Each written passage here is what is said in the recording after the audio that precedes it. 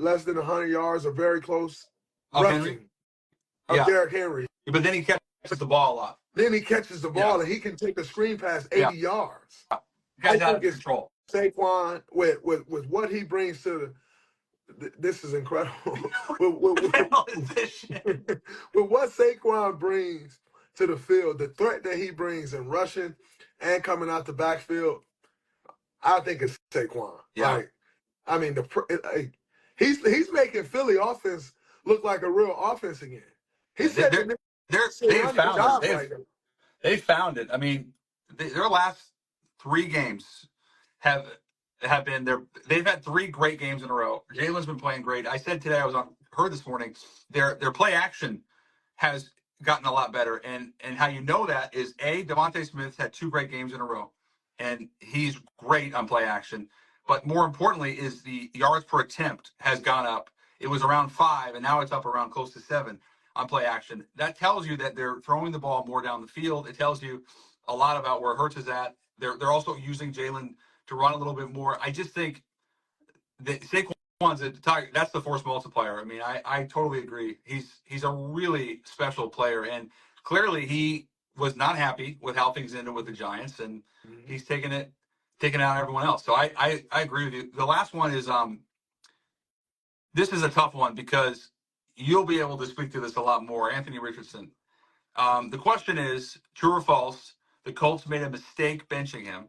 And then I'll take it a step further and say, how would you, as a veteran in a locker room, handle someone like that, who's obviously, he's 22 years old, clearly should not have said what he said from a media standpoint, although as a media member, I also kind of appreciated that he was honest. So just a lot to unpack there. Well, the Colts are the same franchise that cut Peyton Manning, who then went to win a Super Bowl in Denver. That's who we're... And also made Andrew Luck retire, basically, by not getting him an offensive line. Like, this is who we're talking about. Yeah. Like, we're not talking about same owner. Pittsburgh Steelers, the Rooneys. You know, we're not talking about the Philadelphia Eagles and Jeff Lurie. You know, we're not talking about any of those guys. You know. Jim Irsay, man. Miami Dolphins, Stephen Ross. We're not talking. We're talking about Jim Irsay, who let Peyton cut Peyton Manning. It's Peyton Manning. So, dude, I know. Did they make a mistake? They always make mistakes. You let Andrew Luck and Peyton Manning go. You forced both of them out of town. It's incredible. Both of them still have a lot of football left. You forced both of them out of town. Yeah. You think they're going to get it right with Anthony Richardson, who's a project? They couldn't. Well, that was the thing coming out of the draft. He had like 8 starts. He wasn't the kind of player that should come in and start right away. They didn't have a plan for him, and that's not on him. And now he says he takes himself out of the game, and everyone just shits on the kid. I mean, he said, I need to play better, but at the same time, he was not set up for success. Listen, Shanae, I'm talking good about Shanae, he's saying that Luck was great and that the Colts, screwed him. Ran him out of town. They could. Peyton Manning is as clean of a quarterback when speaking about pure quarterback position and Tom Brady that you can ever find in NBA history, in NFL history. Andrew Luck is about as clean of a quarterback and coming out of college that you can find. Yep. And they ran those 2 guys out of town with football still left in their body.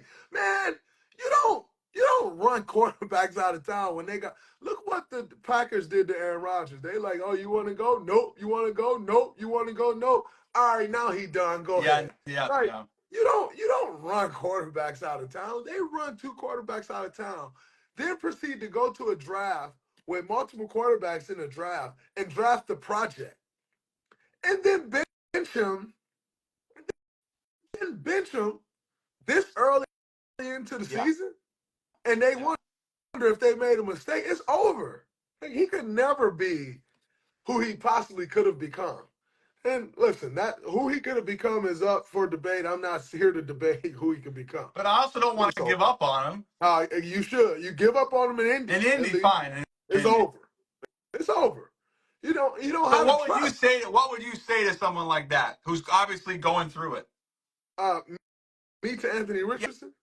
Yeah, or a guy, let's say a high draft pick on the Warriors who was brought in to be the face of the franchise, and then it doesn't go so well. You got to continue to speak to them about the work that they need to put in, because at that point it's no longer about that organization. At that point, it's only about you, and that's what the priority has to be. The priority has to be your personal development. It can't be, oh man, for this organization. At that point, you got to get selfish, because that organization has gotten very selfish with you. And so you must be selfish with your work. And by the way, that don't mean not putting the work in, but you have to then start thinking only about Draymond, or only about Anthony, only about whoever that is in that position. You have to start thinking about you. Now, that don't mean show it. That don't mean not be a professional. That don't mean not show up every day on time. That don't mean not cheer your teammates on, because that's a loser, and you will fail anyway. That don't mean all of those things. But what that means is your mindset has to be focused on everything that you need to do in order to do great elsewhere. Because for them to bench you this early into the season, they don't believe in you. If you're benching him because he said I was tired and he checked himself out, that is I'm benching you for one game to teach you a lesson.